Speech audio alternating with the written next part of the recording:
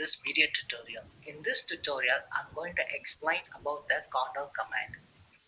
First, I'm going to draw two lines, one here and the other here, and it should be intersecting to each other.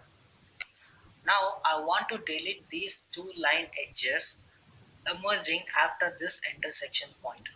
So, you can click the delete segment and remove these entities, or else I'm going to explain by using the corner command.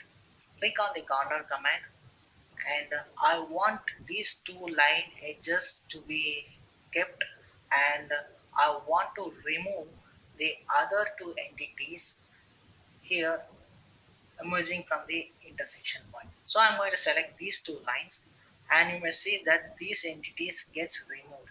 So this is the use of the corner command. I'm going to explain the other way of using the corner command.